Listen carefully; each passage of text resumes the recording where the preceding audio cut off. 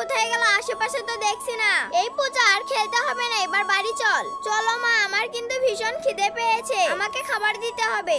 আরে তোর বাবার একই অবস্থা, প্যান্টে হিসিউ করে ফেলেছে। পূজা তুই একটু উপরের ঘরে গিয়ে বস, আমি পরে আসছি। কি অবস্থাটা করেছে নিজের, তাড়াতাড়ি ওকে গোসল করিয়ে দিতে হবে। প্রতিদিন যদি এরকম করে তাহলে সংসার। 1 নাম্বার আল্লাহর নামটাকে সুন্দর মনে হলে ভিডিওতে লাইক করে দাও। 2 নাম্বার আল্লাহর ঘরকে ভালোবাসলে চ্যানেলটি সাবস্ক্রাইব করে দাও। আর যদি দুইটার ভিতরে একটা না করো তাহলে বুঝে নিব তুমি আল্লাহকে ভালোই বাসো না। তুমি কোনটা করছো কমেন্টে জানিয়ে দাও। বা কি করে চলবে, আমি তো আর একা সামলাতে পারি না। এখন মেয়ে আর বাবা মিলে শুয়ে থাক, আমি কাজগুলো সেরে ফেলি। নোংরা করেছে, ছি, এগুলো প্রতিদিন পরিষ্কার করতে আর আমার নিজেরও ভালো লাগে না। এবার তাড়াতাড়ি আমিও গোসলটা সেরে ফেললাম, এবার ঘুমিয়ে পড়ি, কালকে সকাল সকাল উঠতে হবে। মনে হচ্ছে সকাল হয়ে গেছে, দেখি তো কয়টা বাজে। আরে 6:30 বেজে গেছে। এই পূজা ওঠ, স্কুলে যাবি না? চলো মা, খাওয়া দাওয়া করে বেরিয়ে পড়বো। আমারও ঘুমটা ভেঙে গেছে, এবার যাই সোজা লালবানি খেতে।